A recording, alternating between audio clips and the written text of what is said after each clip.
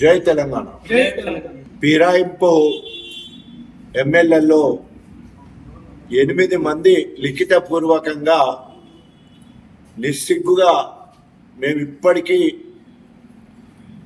BRS పార్టీలో ఉన్నాం, అభివృద్ధి కోసమే సీఎం కలిసినామని లిఖితపూర్వకంగా స్పీకర్ గారికి వారి వివరణ ఇవ్వడం జరిగింది. కానీ గణపురం నియోజకవర్గ ఎమ్మెల్యే కడియం శ్రీహరి సిగ్గు శరం లేకుండా ఈరోజు వరకు ఎక్కడున్నాడో చెప్తలేడు, ఏ పార్టీలో ఉన్నాడో చెప్తలేడు. రే కడియం, నీకు రేషం ఉంటే, చీము నెత్తురుంటే, ఒక అయ్యకు అబ్బకు పుడితే, వరంగల్ పౌరుషము నీకుంటే, నీవు మగాడివైతే వెంటనే రాజీనామా చేయి. ఇప్పటికే అప్రూవల్గా మారినవు.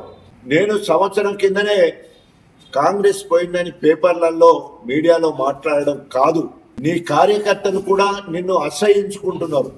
కాంగ్రెస్ కార్యకర్తలు రాజీనామా చేయమని చెప్పేసి అన్నా కూడా ఈరోజు నువ్వు సిగ్గు శరం లేకుండా సొంత పార్టీలు రాజీనామా చేయమన్నా కూడా నిమ్మకు నీరెత్తినట్టుంటున్నావు. హెచ్చులు కొడతావు కదా, నేను టాల్ మ్యాన్ అని. మరి ఏమైంది నీ పౌరుషం? అరే ఆఖరికి పశువులు, గడ్డి తిన్న పశువులు, అన్నం తిన్న కుక్కలు విశ్వాసంతో పనిచేస్తాయి. ఆ మాత్రం ఇంకిత జ్ఞానం నీకు లేదు. ఒకవేళ కనుక నువ్వు బీఆర్ఎస్ పార్టీలో ఉంటే ఒప్పుకో, ముక్కు నేలకు రాయి, కేసీఆర్ గారిని కలువు, తెలంగాణ భవన్కు రా, యూరియా సమస్యల మీద నువ్వు మాట్లాడు. అదేవిధంగా ఏ బీఆర్ఎస్ పార్టీ నువ్వు ఎమ్మెల్యే అయినవో దానికి న్యాయం చేసే విధంగా చెంపలేసుకొని ముందుకొస్తే తప్పకుండా నిన్ను బీఆర్ఎస్ అంటాం. కానీ తెల్లారి లేస్తే కేసీఆర్ని తిడతావు, కేటీఆర్ గారిని తిడతావు, హరీష్ రావు గారిని తిడతావు, బీఆర్ఎస్ ప్రభుత్వాన్ని తిడతావు. మళ్ళీ ఇంకా ఏ ముఖం పెట్టుకొని ఈరోజు గణపూర్ నియోజకవర్గంలో తిరుగుతున్నావు? అరే నా నోటికాడి బుక్కను లాక్కున్నావు కదా, కాంగ్రెస్ పార్టీ ఇందిరా కంచాన్ని గుంజుకున్నావు కదా, నీకు పుట్టగతులు ఉండవు. ఒకవేళ కనుక నువ్వు తీసుకున్న నిర్ణయం కరెక్ట్ అయితే వెంటనే రాజీనామా చేయి. నువ్వు నీ బిడ్డ కోసం కాంగ్రెస్ పార్టీలోకి పోయినావు, నీ బిడ్డ భవిష్యత్తు కోసం పోయినావు, 200 కోట్లకు అమ్ముడు పోయినావు. జనగాం బీఆర్ఎస్ కార్యాలయంలో 6 నెలల్లో కాంగ్రెస్ పార్టీ కూలిపోద్దని మాట్లాడినోడే బేరం కుదిరిన తర్వాత ఆ ప్రభుత్వాన్ని కూలకుండా కాంగ్రెస్ లోకి పోయి రేవంత్ రెడ్డికి మద్దతు ఇవ్వడం జరిగింది. 64 దగ్గర ఉన్నాడు, 5 ఇటు వస్తే కథమే ప్రభుత్వం కూలిపోతుందని మాట్లాడిండు. ఇటు రాకుండా ఈయన అటుపోయి ప్రభుత్వానికి సపోర్ట్ ఇచ్చి ప్రభుత్వాన్ని కాపాడుకున్నాడు. ఇప్పటికైనా నీ సేవ సచ్చిందా?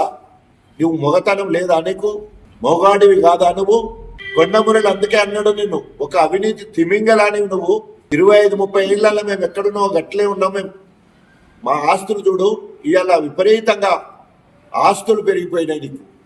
అంతేకాకుండా ఒక నిర్ణయం తీసుకోకుండా ఎవరైనా మీసాలు గడ్డాలు తీసుకుంటారు కానీ కనుబొమ్మలు తీసుకుంటారు కానీ సిగ్గుగా మరి నీ గురించి మాట్లాడడం జరిగింది.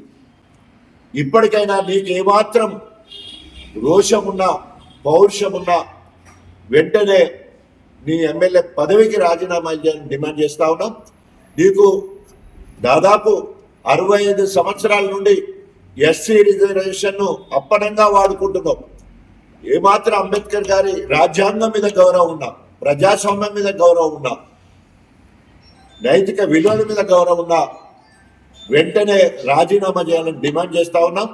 అంతేకాకుండా మరి ఈరోజు B R Gavai supreme court chief justice తీర్పు ప్రకారం స్పీకర్ అదే అంబేద్కర్ గారి వారసుడు ప్రసాద్ కుమార్ గారు అప్రూవల్గా మారి నేను కాంగ్రెస్లో సంవత్సరం కిందనే జాయిన్ అయ్యని చెప్పిన కడియం శ్రీని వెంటనే సస్పెండ్ చేయాలని డిమాండ్ చేస్తున్నాం. ఒకవేళ కనుక ప్రసాద్ కుమార్ కనుక కడియం శ్రీ మీద చర్య తీసుకోకపోతే స్పీకర్ పదవి కూడా న్యాయ వ్యవస్థ పరిధిలోకి వస్తుంది, తప్పకుండా న్యాయస్థానానికి లాగుతామని చెప్పేసి హెచ్చరిస్తా ఉన్నాం. ఇప్పటి వరకు 8 మంది రిటర్న్ గా మేము బీఆర్ఎస్ పార్టీలోనే ఉన్నాము, అభివృద్ధి కోసం మాత్రమే మేము కాంగ్రెస్ కు ముఖ్యమంత్రి దగ్గరికి పోయి కలిసినాము. మేము గౌరవంగా వారి దగ్గర పోతే వారు మమ్మలను గౌరవంగా కన్వేయడం మాత్రమే జరిగింది తప్ప మేము కాంగ్రెస్ పార్టీలో చేరలేదని నేను మంది చెప్పాను. కడియం శ్రేణి అటు కాకుండా ఇటు కాకుండా, అందుకనే అటు ఇటు కాను లేమంటారో ఇక మీరే, నాకు భాష వస్తలేదు. కానీ ఎందుకంటే కనీసము ఆయన ఏ పార్టీలో ఉన్నట్టే ఎట్టుండాలో గట్టుండాలని చెప్పే, అది అయిపోయినాక సంవత్సరం కింద కాంగ్రెస్ అని చెప్పే, అంటే ఏది పడితే అది మాట్లాడతావా? ప్రజాస్వామ్యంలో మాటలకు విలువ ఉండవా? టాల్ మ్యాన్ అని చెప్తావు కదా. నీ సుదీర్ఘ రాజకీయ జీవితము అబద్ధాల పుట్ట. నీ మాటలకు విలువ లేదు. నువ్వు ఏ కార్యాచరణ అయితే చేస్తున్నావో నీ వ్యక్తిగత లబ్ధి కోసము, ఆర్థిక లాభాల కోసము, బిడ్డకు ఎంపీ టికెట్ ఇప్పించడం కోసము కాంగ్రెస్ మారినావు, ఒప్పుకున్నావు, అప్రూవల్గా మారినావు. కాబట్టి వెంటనే రాజీనామా చేయాలని డిమాండ్ చేస్తున్నాం. లేకపోతే ప్రసాద్ గారు వెంటనే ఆయన పైన చట్టపరంగా చర్య తీసుకోవాలని డిమాండ్ చేస్తాం.